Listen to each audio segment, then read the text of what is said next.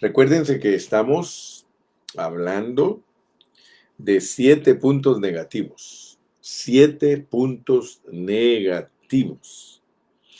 Son subjetivos y tenemos que ser salvos de ellos en la vida de Cristo. Se los quiero refrescar esos 7 puntos negativos porque esos 7 puntos negativos resultaron de la caída del hombre y están incluidos en el libro de Romanos. El primer punto negativo es el pecado, porque es el pecado el que trae todas las cosas negativas.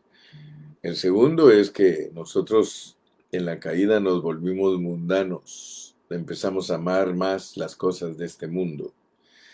Tercero, resultó en nosotros una vida natural, ¿sí? Enemigos de Dios, una vida natural que no tiene la imagen de Dios. Luego hablamos que resultó también un problema en nosotros el individualismo. Luego ayer estuvimos hablando acerca del divisionismo. Nos volvimos divisivos, no solo individuales, sino divisivos. Explicamos lo que es ser individuales, es déjame solo, no te metas conmigo, yo voy a hacer las cosas como mejor me parece. Y luego hablamos de lo divisivo. Lo divisivo es tener la capacidad de separar a los demás, tener habilidades diabólicas para que los demás se desunan. Eso es divisionismo. Hoy quiero tocar el punto número 6, que cuando el hombre cayó, el hombre adquirió una imagen propia. Se llama el yo, el yo. Y vamos a hablar hoy un poquito del yo y voy a dar una introducción y luego desarrollo mis 3 puntos. Lo importante de entender que nosotros necesitamos ser salvos del yo, el ego. Todos sabemos que Cristo, como la semilla divina, ha sido sembrado en nosotros y que esa semilla orgánica tiene que desarrollarse dentro de nuestro ser. Gracias a Dios por los mensajes de Romanos, porque estos mensajes son para que Cristo sea disfrutable con todas sus riquezas. Y por eso estamos en Romanos 5, donde se nos revelan 2 aspectos maravillosos de nuestra salvación. El primero es de que hemos sido reconciliados eternamente con Dios por la muerte de Cristo en la cruz. Pero mucho más, seremos salvos en su vida. Por eso que le llamamos a esta parte de nuestra salvación el mucho más de nuestra salvación. Ahora tenemos una pregunta. ¿Por qué es que Romanos 5:10 llega a un punto donde la epístola da un giro, da un cambio de dirección? Leámoslo, 5:10. Porque si siendo enemigos fuimos reconciliados con Dios por la muerte de su Hijo, mucho más estando reconciliados, seremos salvos por su vida. La razón por la cual decimos que Romanos aquí en el capítulo 5 y versículo 10 da un giro es porque después de este versículo entendemos que se comienza a hablar de otra cosa. O sea que cuando llegamos al capítulo 5 y versículo 10, solo se nos ha hablado de nuestra redención jurídica. Cuando usamos la palabra jurídica, queremos decir que la redención tiene un aspecto legal. Por ejemplo, Romanos 6:23, miren lo que dice. Romanos 6:23 dice, porque la paga del pecado es muerte, mas la dádiva de Dios es vida eterna en Cristo Jesús, Señor nuestro. La paga del pecado es muerte, o sea, el sueldo del pecado es muerte, el pago del pecado es muerte. Todos los hombres merecemos morir, pero debemos de agradecer a Dios de que cuando Cristo murió en la cruz, Él pagó el castigo del pecado. Ahora llegamos al giro que se nos da en 5:10, porque ahí en el 5:10 dice mucho más. O sea que existe mucho más que solo la redención jurídica. El propósito de Dios es salvarnos en la vida de Cristo. Aleluya. Sí, ese es el propósito de Dios. La redención jurídica, escúcheme bien, solo es el procedimiento. La redención jurídica es solo el procedimiento, pero el propósito de ser salvos en su vida es porque Cristo quiere impartir en nosotros su vida. Y Él comienza impartiendo su vida en nuestro espíritu. O sea que inicialmente Dios imparte su vida en nuestro espíritu y luego se extiende desde nuestro espíritu hasta nuestra alma para finalmente invadir todo nuestro cuerpo mortal hasta que la vida absorba todo nuestro ser y lleguemos a ser hombres de vida. ¿Ok? Ese es el propósito de Dios. Muy bien, entonces vamos a comenzar a desarrollar el punto número 1, porque ahora llegamos al punto de ver la imagen o la apariencia del yo. Fíjense que en Mateo 16, porque para entender cómo funciona el yo, nosotros tenemos que ir a Mateo para escudriñar y entender las palabras de nuestro Señor Jesucristo. Leamos Mateo 16:23. Mateo 16:23. Dice, pero él, volviéndose, dijo a Pedro, quítate de delante de mí, Satanás. Quítate de delante de mí, Satanás. Me eres tropiezo. ¿Por qué no pones la mira en las cosas de Dios, sino en las de los hombres? El Señor vino a Pedro y le llamó Satanás. Fíjese. ¿Cómo es posible que el Señor le haya llamado a Pedro Satanás? Apártate de mí, quítate de mí. Wow, fíjate. Quítate de delante de mí, Satanás. Yo estoy seguro, hermanos. Pedro era muy cariñoso con el Señor Jesús. Yo no creo que Pedro era un hombre malo. Él amaba al Señor. Sin embargo, ante los ojos del Señor, en ese momento, Pedro era Satanás.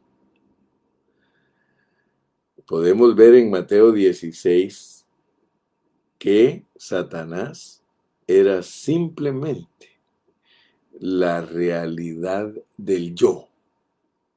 Fíjese. Primero el Señor dijo Satanás. Pero al seguir leyendo nosotros el capítulo 16, nosotros nos damos cuenta que el Señor llegó al final y al final del capítulo 16 dice, Entonces Jesús dijo a sus discípulos, el versículo 24, si alguno quiere venir en pos de mí, niéguese a sí mismo. Está hablando del yo. Niéguese a sí mismo y tome su cruz y sígame. Y mire cuál es el yo. El yo es el alma de la persona. Mire, 25. Porque todo el que quiere salvar su alma, la perderá. Y todo el que pierda su alma por causa de mí, la hallará. Porque ¿qué aprovechará al hombre si ganare todo el mundo y perdiere su alma? ¿O qué recompensa dará el hombre por su alma? Entonces, yo quiero, mi hermano y mi amigo, que usted se dé cuenta que tal como Cristo es la corporificación, la encarnación, la expresión de Dios, así también el yo es la expresión de nosotros. Preguntémonos algo, ¿dónde está Dios? Hermanos, Dios está en Cristo. ¿En dónde está Satanás? Satanás está en nuestro yo. Mire, para muchos cristianos, así buscándole como en una forma no muy seria, buscándole la cabeza y la cola a los asuntos de Dios, porque los asuntos de Dios están escritos aquí en la Biblia, pero no están así tan fácil de verlos.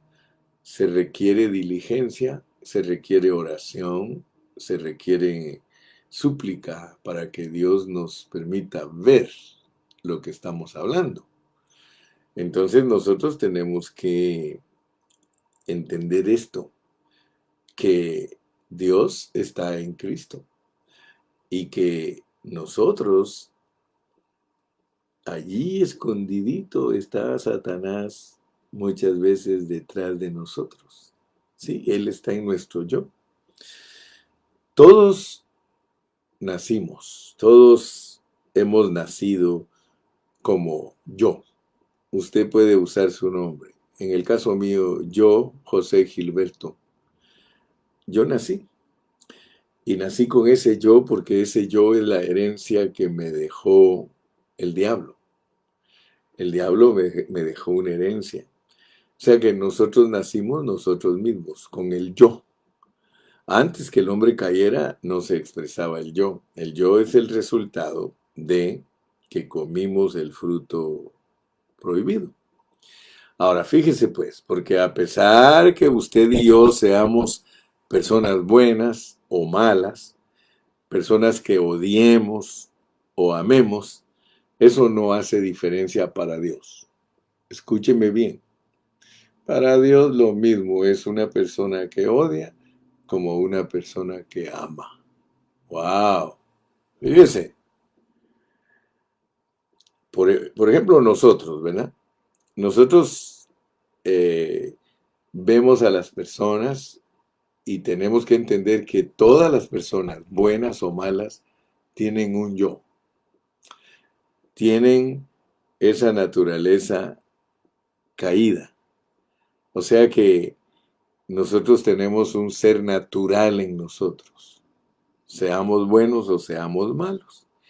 Y a veces oímos que algunos creyentes aprecian a otros y les dicen, oh, esta persona es maravillosa, este hermanito es bien suave, oh, este hermano es precioso hermano, pero en lo profundo nosotros debemos de darnos cuenta de algo. Si nosotros le decimos a una persona que es maravillosa, que es un hombre o una mujer que está lleno de amor, sí, sí, nosotros hasta lo hemos dicho, pero es que nosotros no sabemos ver con los ojos de Dios. Dios mira las cosas diferentes a como nosotros las vemos.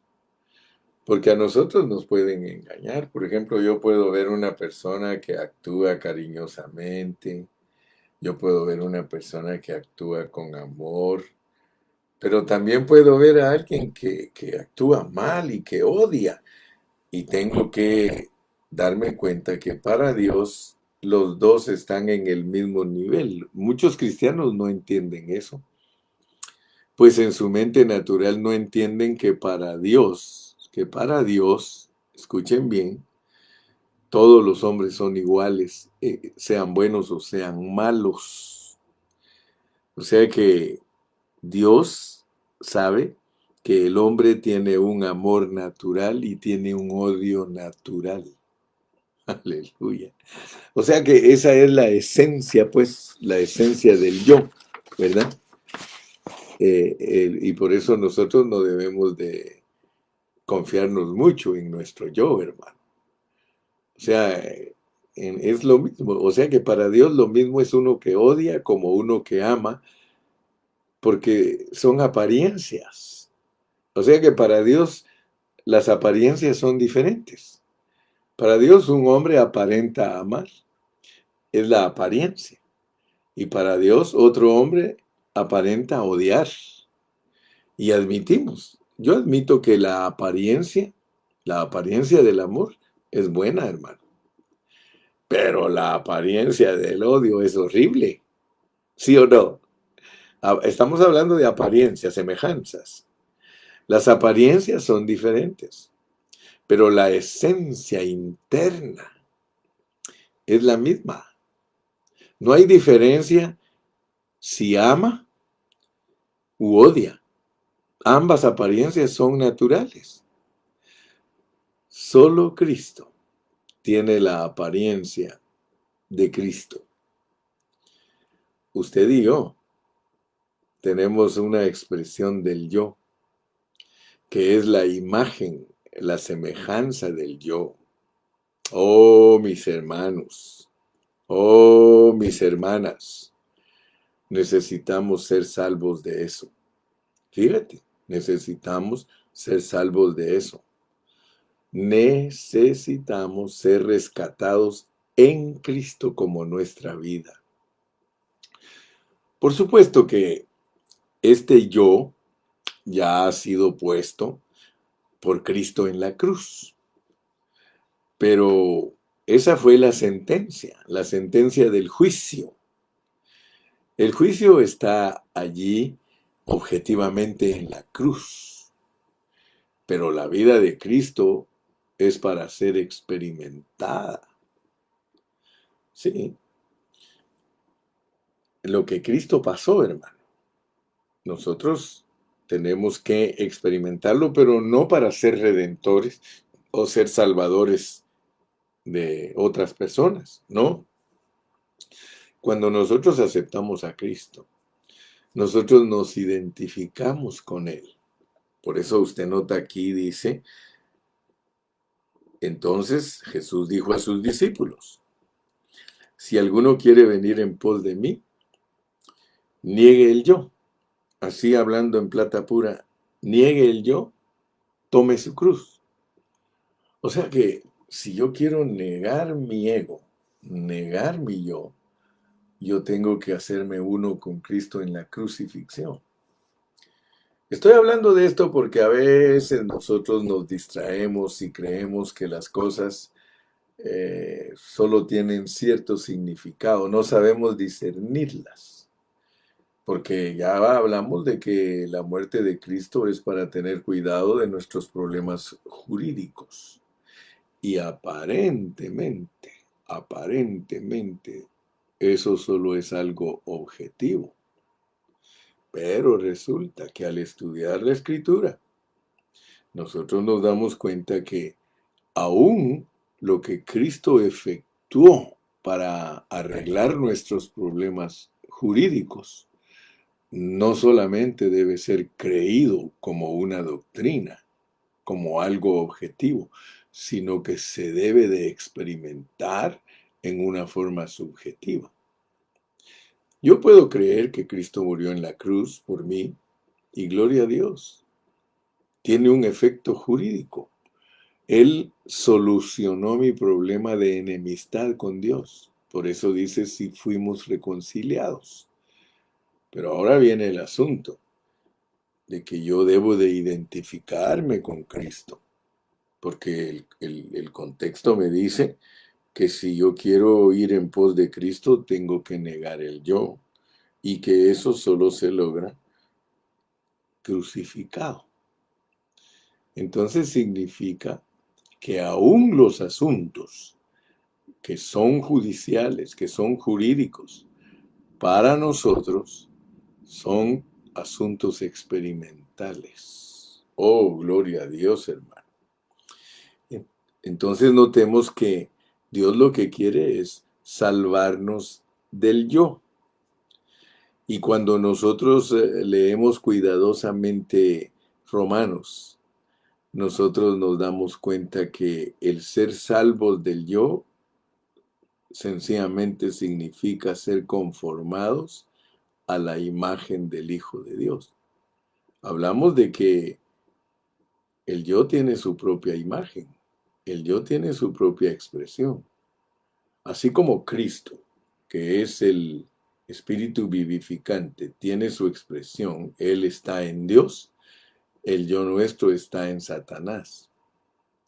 Entonces nosotros, en nuestro ser natural y sin esforzarnos, nosotros podemos mostrar a Satanás, pero hoy nos vamos a impresionar de algo. Vamos a impresionarnos de algo. ¿Cuál es la relación que hay entre el yo y Satanás? Para ver eso debemos de entender bien la caída del hombre. Dios creó al hombre como un ser maravilloso. Lo creó con espíritu, con alma y con cuerpo. Y cuando Dios lo creó, Dios creó al hombre para que el hombre se llenara de Dios. Lo hizo como un recipiente. Pero cuando el hombre cayó, su cuerpo se transmutó, su cuerpo se hizo carne. Su alma llegó a ser el yo y su espíritu quedó amortecido. Me explico, ¿verdad? Porque si queremos nosotros saber cuál es la relación entre el yo y Satanás, debemos de entender estas tres cositas. Que nuestro cuerpo fue transmutado, se volvió carne, nuestra alma vino a ser el yo, la expresión personal, y el espíritu se murió. Ahora bien, para ver la relación entre el yo y Satanás, volvamos a leer Mateo 16, de los versículos 21 al 24. Fíjate, desde entonces comenzó Jesús a declarar a sus discípulos que le era necesario ir a Jerusalén y padecer mucho de los ancianos, de los principales sacerdotes y de los escribas, y ser muerto y resucitar al tercer día. Entonces Pedro, tomándolo aparte, comenzó a reconvenirle, diciendo: Señor, ten compasión de ti. En ninguna manera esto te acontezca. Pero él, volviéndose, dijo a Pedro: Quítate de delante de mí, Satanás, me eres tropiezo. ¿Por qué no pones la mira en las cosas de Dios, sino en las de los hombres? Entonces Jesús dijo a sus discípulos: Si alguno quiere venir en pos de mí, niéguese a sí mismo y tome su cruz y sígame. Mi carga, al estarle explicando a usted esto, es que usted entienda lo que es el yo. Yo quiero que usted vea lo que es el yo, ¿sí? Porque aquí en Mateo 16 hay una pregunta que nos tenemos que hacer. ¿Quién de nosotros se puede imaginar que una buena sugerencia exprese a Satanás? Fíjate lo que estamos hablando. ¿Habías pensado alguna vez que las buenas intenciones de Pedro, Porque tú puedes leer aquí. La intención de Pedro era muy, muy buena. Pero ¿quién se puede imaginar que una buena sugerencia expresa a Satanás? Por eso debemos tener cuidado al expresar el cariño y el amor, porque tu cariño y tu amor puede ser Satanás. ¡Wow! Hermano, fíjate que ¿quién puede negar que Pedro aquí tenía una buena intención? ¿Qué quería evitar él? Él quería evitar que Cristo sufriera. Así que yo quiero que tú veas que el amor de nosotros no es igual que el amor de Dios. Pedro, vuelvo a repetirte, Pedro amaba mucho a Cristo. Pedro era cariñoso con Cristo, hermano. Pero yo quiero que veas la capacidad que tiene el yo sin darse cuenta. La capacidad que tiene el yo sin darse cuenta. El yo tiene una capacidad terrible. Por eso es que constantemente nosotros debemos volvernos al Señor, ¿sí? Con nuestra mente en las cosas de arriba, no en las de la tierra. Fíjate que si tú y yo amamos a los hermanos y tenemos buenas intenciones para ellos y tenemos cariño para ellos, pero lo hacemos con pensamientos terrenales, Dios los rechaza. Así que no estamos hablando de que debes amar a los hermanos con un amor muy liviano, con un amor que no sea el ágape, porque el amor ágape es el verdadero amor de Dios.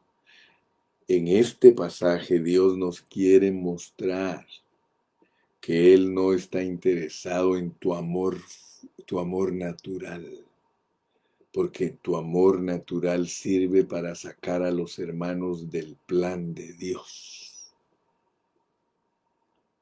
Te lo voy a ilustrar. Por ejemplo, tú tienes tus hijos. Si tú no tienes cuidado al mostrarles tu amor a tus hijos, tú puedes ser Satanás. ¡Wow! Sí, hermano. Cuando un padre de familia, cuando una madre no pide la dirección divina a Dios para evitarle sufrimiento a sus hijos, ustedes pueden estar en contra de Dios, hermanos. Yo no sé si tú me entiendes. El yo tiene una capacidad terrible. Yo no sé si tú realmente entiendes lo que el hermano Carrillo está hablando. Tú puedes tener muchas buenas intenciones para tus hijos y no necesariamente es Dios el que te dirige, sino Satanás.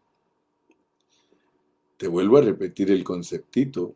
Cuando tú corriges a tus hijos, cuando tú tratas a tus hijos bien nice, muchas veces eres el chamuco.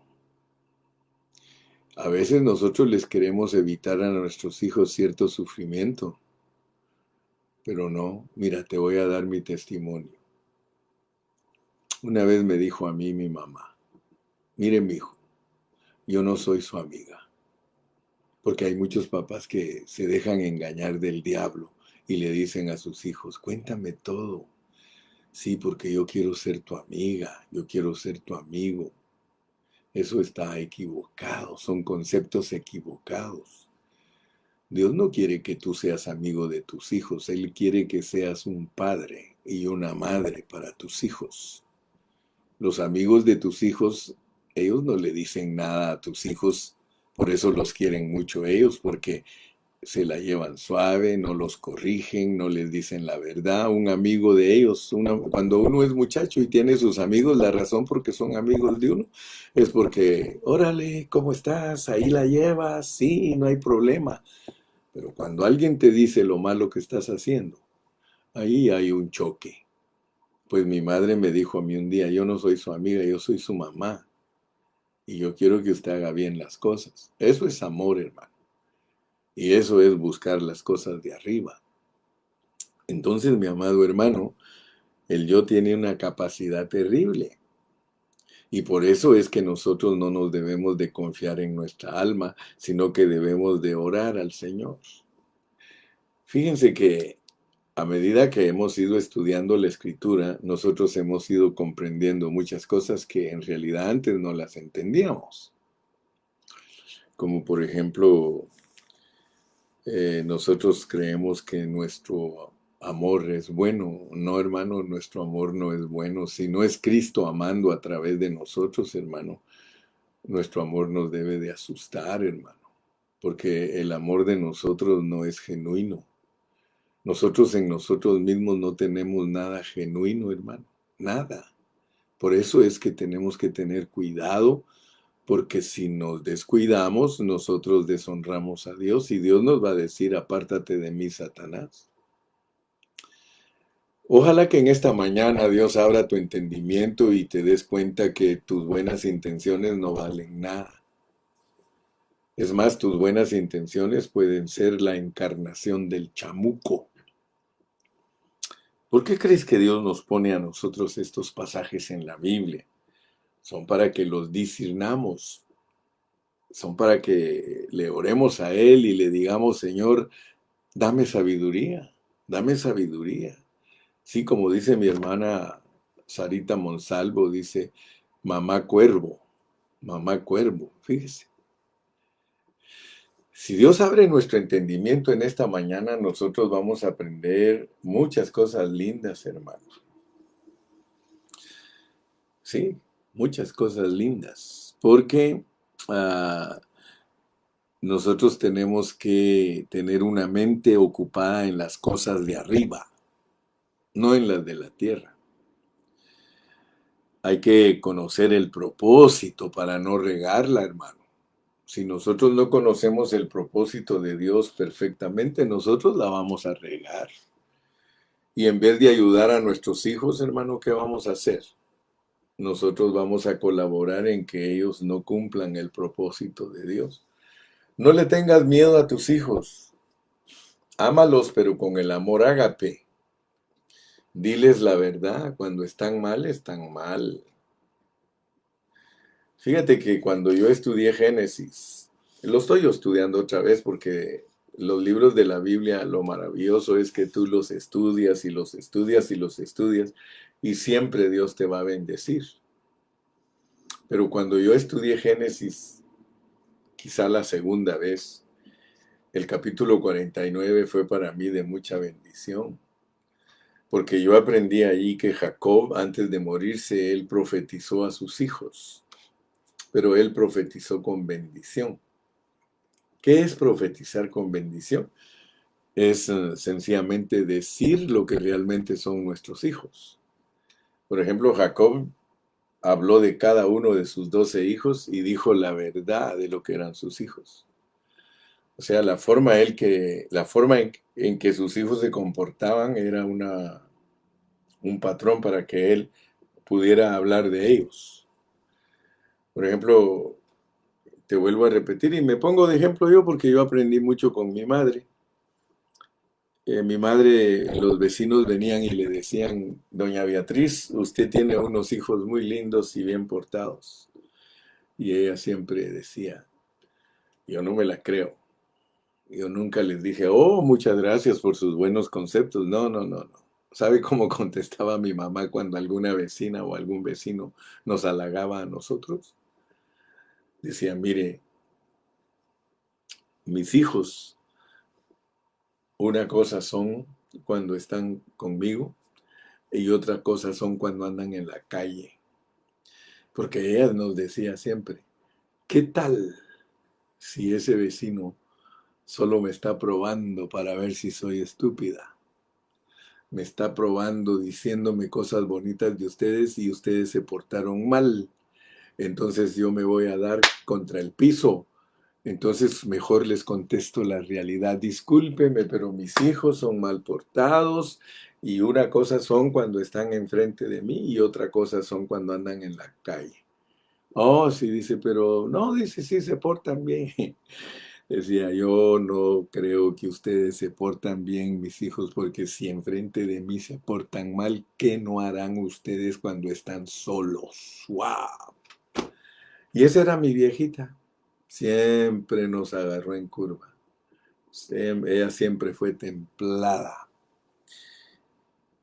Estoy hablándote de esto porque el yo, el yo debe de ser tratado. El yo debe dejarse tratar por Dios. Aún, hermano, la autoridad de Dios en nuestras manos, si no la sabemos usar, se vuelve Satanás.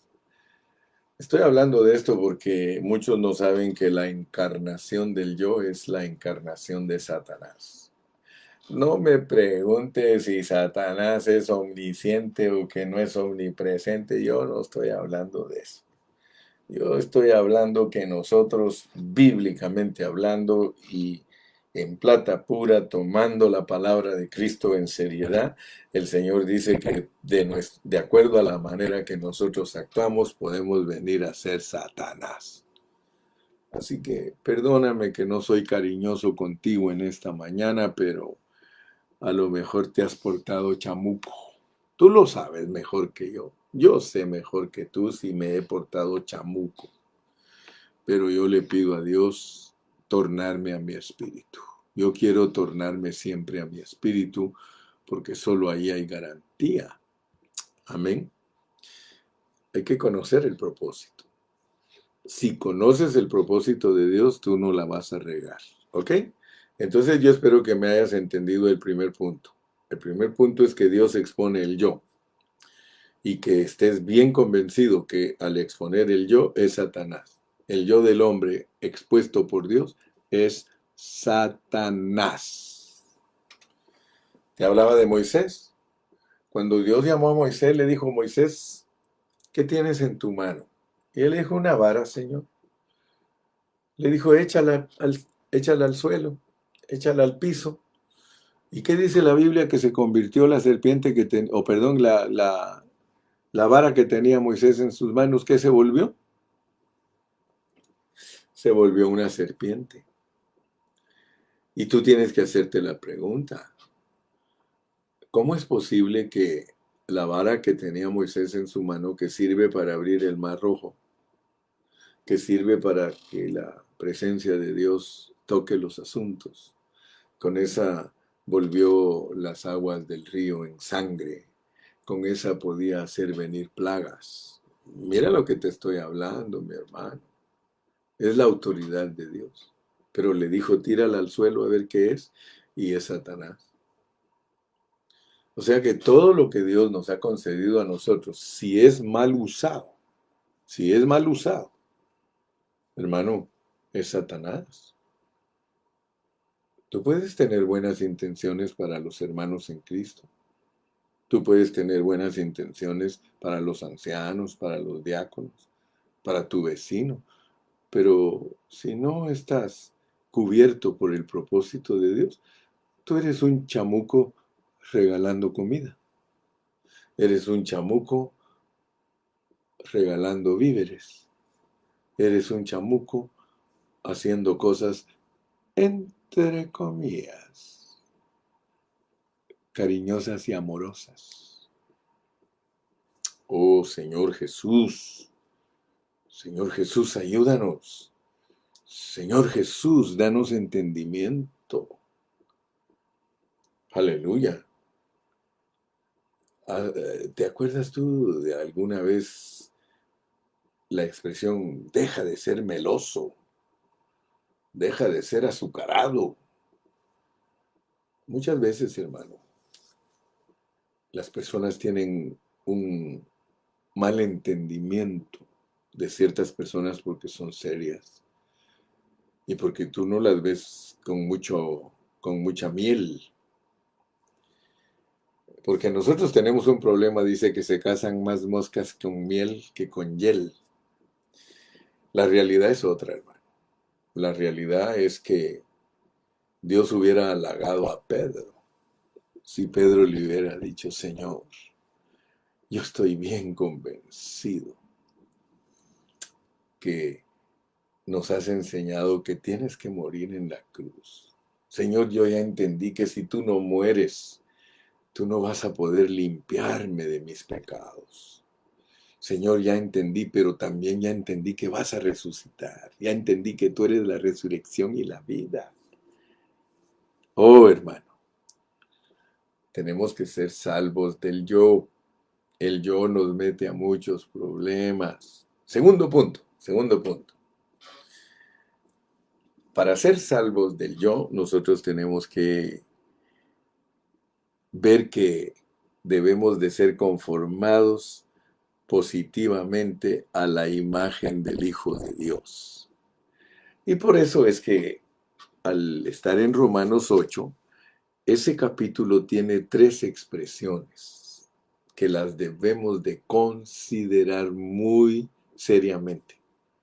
Romanos 8 tiene 3 expresiones que tú tienes que entenderlas. Aleluya. Leamos primero el versículo 16, 8:16.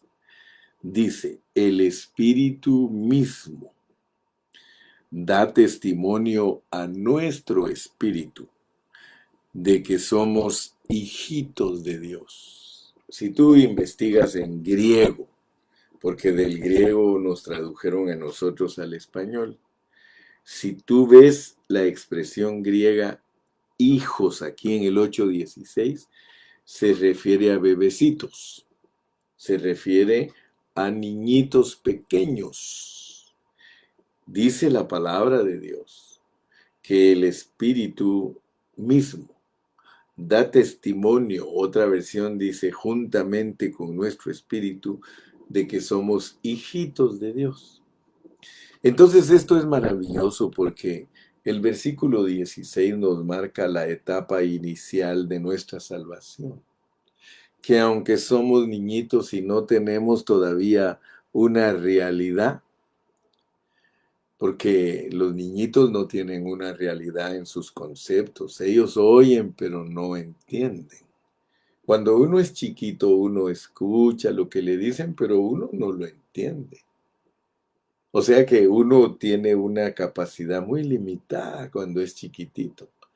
Yo me recuerdo de Jocelyn. Jocelyn una vez estaba en casa con nosotros y ella estaba ahí en el baño y cuando vio un grillo, a un grillito ahí en el baño, este, ella se asustó y le dijo, mamita, mamita, un grillo. Y entonces mamita entró y solo dijo, ay, dicen que se comen la ropa, dijo mamita. Y dice Jocelyn, bien admirada, ¿hablan? Ah, porque dicen que se comen la ropa, estaba diciendo, pero pues mi esposa estaba hablando como una adulta, que se sobreentiende que está hablando del grillo, que el grillo es peligroso adentro de la casa porque se come la ropa y ella solo usó la expresión, ay, dicen que se comen la ropa y la niña más asustada, ¿qué hablan? Dice, porque los niños escuchan pero no entienden. Es hasta que se van desarrollando que ellos van entendiendo. Por eso quiero que ustedes vean que del 8:16 tenemos que regresar al 8:14, porque el 8:14 dice, porque todos los que son guiados por el Espíritu de Dios, estos son hijos, ya no dice hijitos. En hijitos dice tecnones y en hijos dice huíos. Entonces, Dios aquí en el capítulo 8 nos quiere marcar por medio de esas 3 expresiones que usa, nos quiere mostrar el crecimiento que debemos de tener nosotros los hijos de Dios. O sea que de hijitos ya luego nos compara y nos dice que los que son guiados, porque nadie puede ser guiado si no entiende. Un nene chiquitito no puede ser guiado porque no entiende. A él lo tenemos que llevar de la mano, a veces hasta cargado. Pero ya el que está creciendo, él entiende, él tiene guianza. Hay una diferencia entre los niñitos y los hijos. Los niñitos son cuidados, pero los hijos grandes son guiados. A ellos solo se les dan guías, a los otros no, a los otros hay que cuidarlos. Entonces, tres expresiones que debemos ponerle mucha atención en el capítulo 8 de Romanos. Y la tercera expresión está en el versículo 17.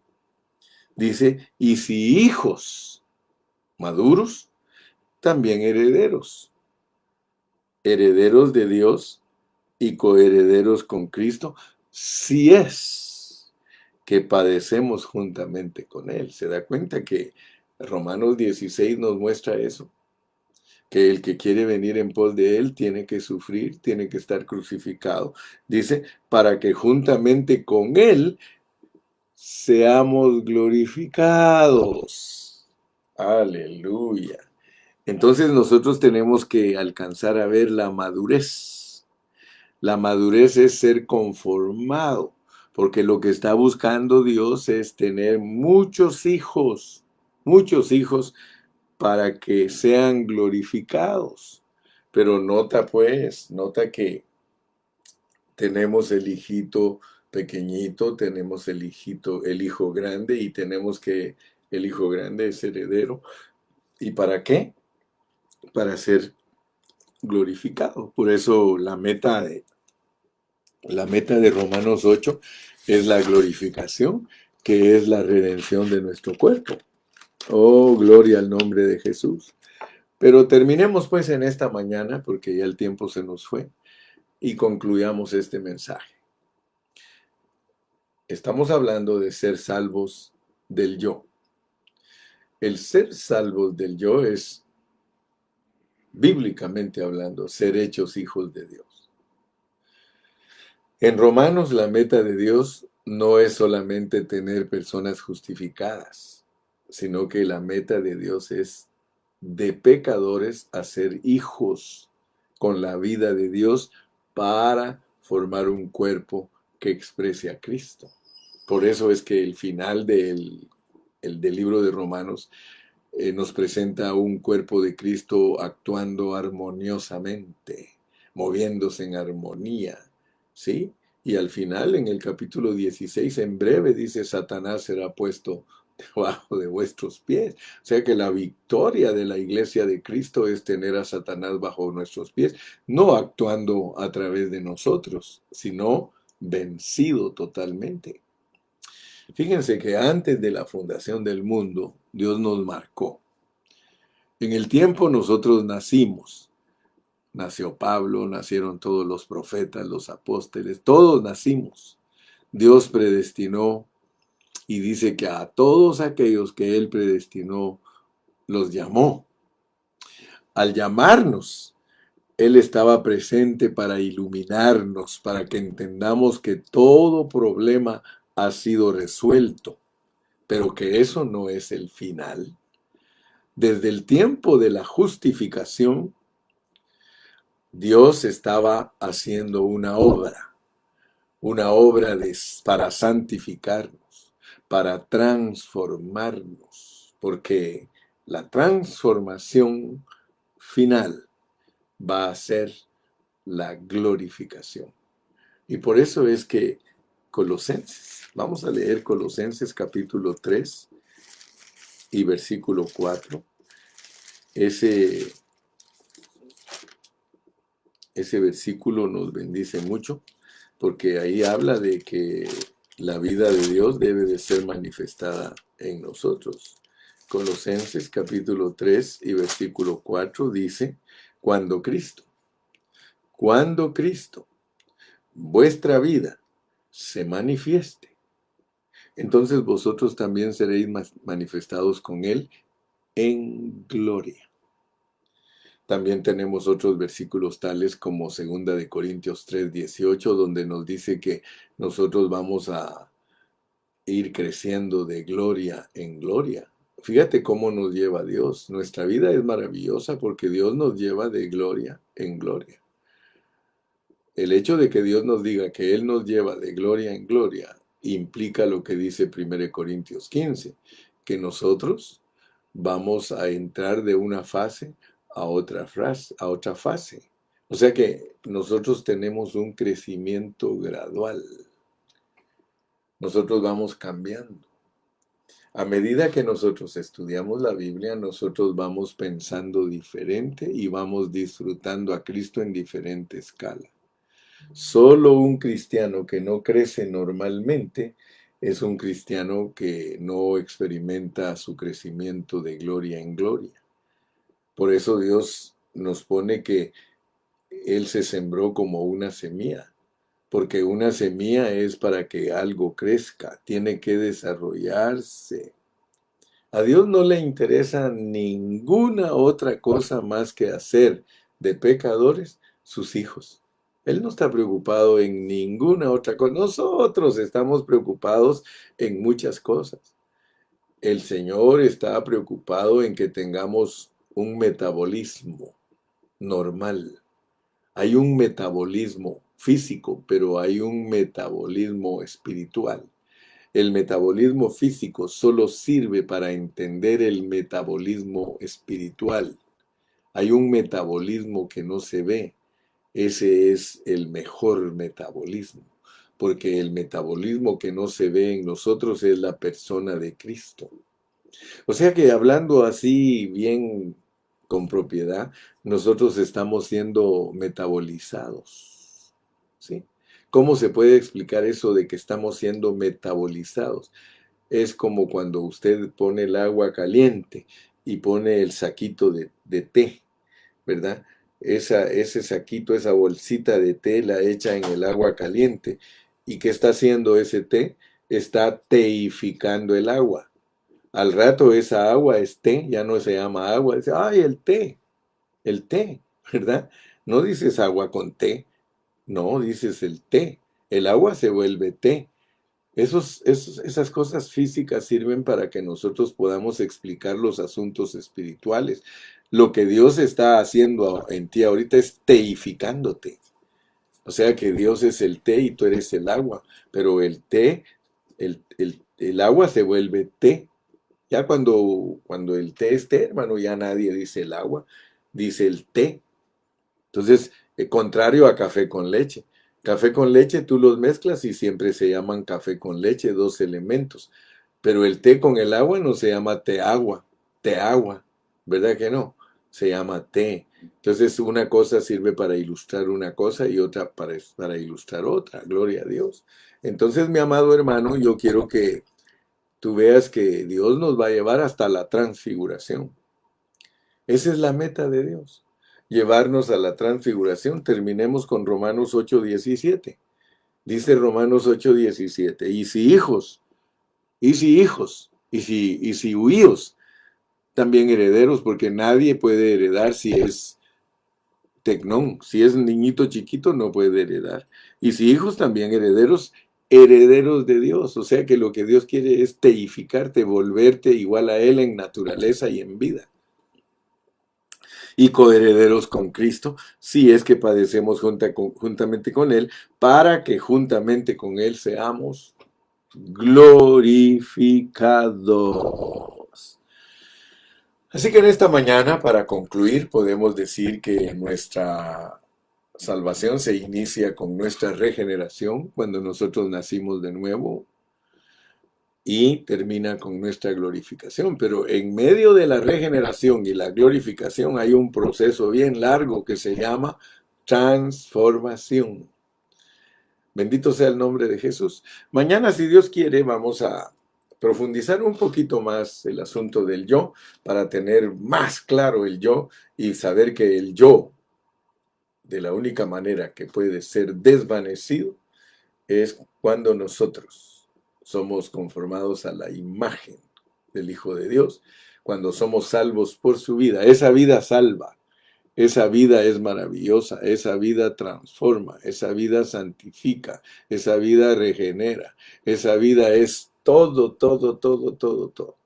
Que Dios te bendiga, que Dios te guarde y si Dios mediante nos vemos mañana. Hasta mañana, mis amados hermanos, que Dios me los bendiga y me los guarde.